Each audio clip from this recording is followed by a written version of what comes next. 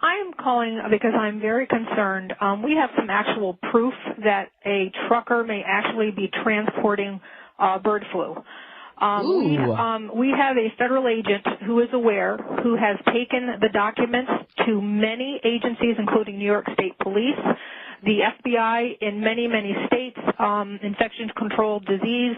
And what this trucker reported was that he works for Department of Homeland Security. He's a Spanish man who is trucking an independent truck. He goes down to the corner of Broadway and Clinton in Albany, New York at the Department of Homeland Security facility every single evening for loads. He said there are Raymore and Flanagan's and J.B. Hunt trucks ahead of him loading, that he has taken loads from a silo above Glens Falls. His truck actually was lowered into the ground into a silo. When the truck came out of the ground, he was given a shot in his arm told to protect his family. He transported iced, refrigerated loads to the Pentagon, Baltimore, Maryland, Tucson, Arizona. He was told that he told the federal investigator how he's getting paid through the Bank of America with a number. He walks up to a window. He presents his number. He is taken to a back room and paid in cash. He showed the federal agent $100,000 worth of receipts because he gets $5,000 per load, and he's done as many as 3 loads per day. Okay, now wait, let me just stop you right here because this is amazing information to say the least. Now, perhaps he is transporting vaccines, refrigerated vaccines. Is that a possibility? Anything that has to be iced either has to be an antigen or an antibody. That's all we know. But we know that they gave him a shot to transport it, that they told him it was to protect his family, that it is obviously something that has to be kept refrigerated. He did 1 load for a complete week to Tucson, Arizona and back, but the amount of money that they're paying him under the table through Bank of America, only loading at night. They call him and they ask him to come down to meetings at Department of Homeland Security at 3 o'clock in the morning. They'll ask him how he's doing and send him back home and say, fine, you're okay, go back home. He has other truckers. He knows of a trucker with a 53-foot bed unit that took a missile type. He was able to see his load, and that was taken out to Phoenix, Arizona. He was given $18,000 to truck that load 2 times. It was 80 tons, and he blew his brakes. The Department of Homeland Security took care of it. He also has been to 2 silos. He's been to many cities with his loads. He's continuously working for Department of Homeland Security, and they are relocating him since the federal agents and the state police were notified. We were notified that he is being relocated to Tucson, Arizona, at a base 15 miles below Tucson.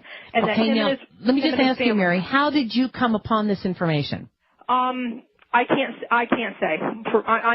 Just what I'm saying already has probably put me in danger, but it is a testimony that many people are aware of, and they are doing nothing about it. And some of the high-ups in New York State Police were quoted as saying, "It's bigger than both of us. We're not touching it with a 10-foot pole."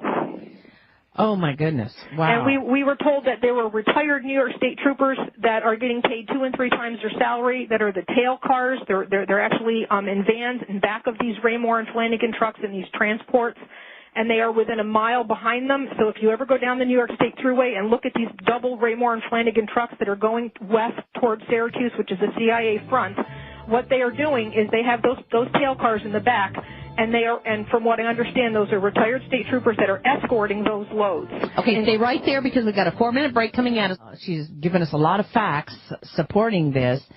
Mary, what do you think all of this means? He actually gave testimony to the names of the people that are running the show. There's a retired 3-star African-American general that's in Albany that's there late at night when he does his pickups. There's another guy named Fatah who is Muslim. There are many white suits. All the truckers, not just him, he named 5 of them, are being paid through Bank of America with their independent numbers. He has a uniform that he wears, which is a light blue shirt with buttons down the front, short sleeve. It says Eastern Connection with a red and orange sewn insignia on the shirt. He has to wear black pants and white sneakers, or they do not allow him to the facilities. He is not allowed to stop the truck once they start it to urinate. They have to either go in urinals or pee in the truck.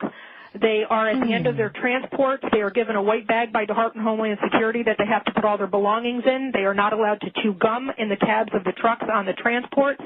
They are escorted when he's been to the Pentagon. There have been people with 45s around their waist in plain clothes that have met the trucks, and also on the slips that he gets paid.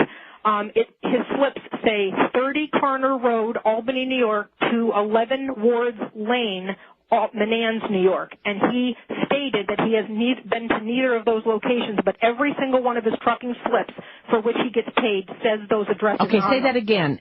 30 Carner Road, Albany, New York. How do you spell Karner. 30 Carner Road, Albany, New York, to 11 Wards Lane, Menands, New York. How do you spell Menands? Menands.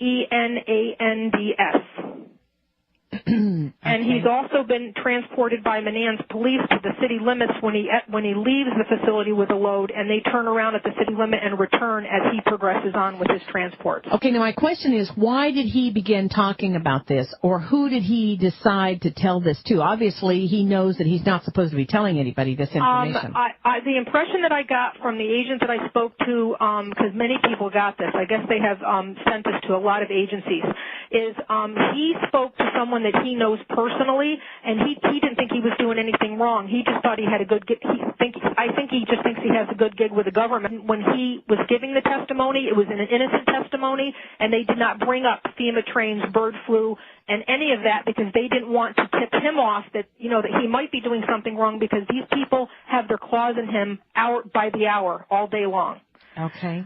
This man said that the government told them that if he's good to them, they'll be good to him, and that they were going to take him to a place called Sandy Point in Maryland on the water for government people where it's safe when this was over, and then they have since sent him now to Tucson, Arizona with his family to relocate him on base housing, and all he has to pay for is food because this investigator has spoken to him 3 times.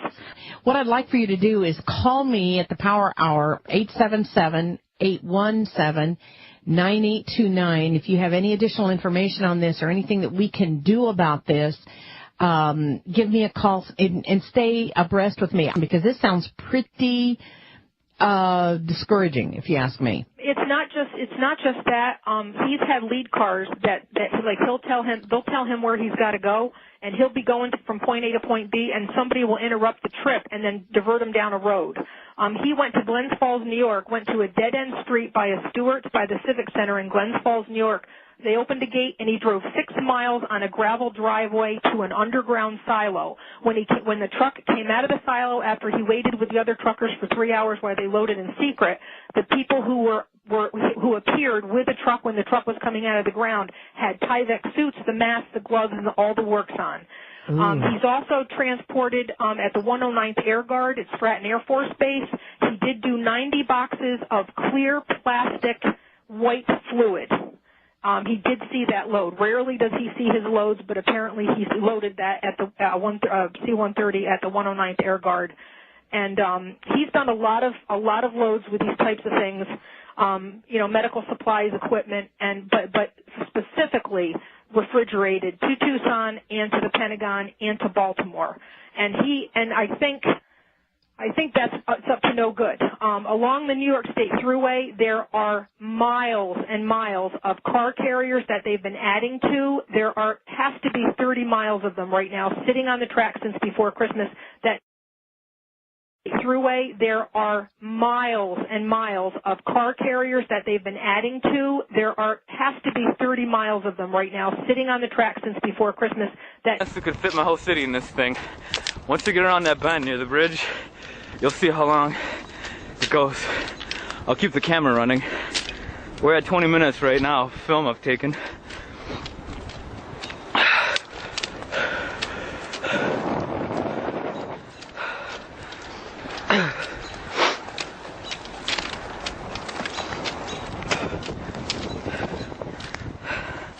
Alright, I'll start jogging.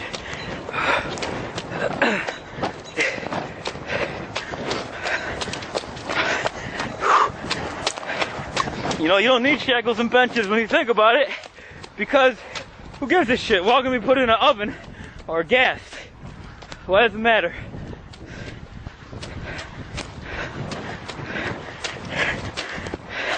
Maybe that's what they're planning. I don't even care.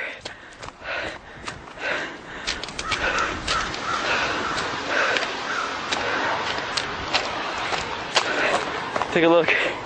Get out here. Look at that. Still going all the way down. It's wide open. Doesn't end. It goes all around the bend here.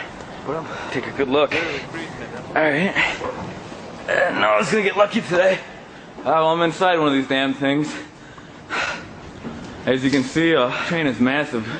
Take a good look, man. This might be your new home pretty soon.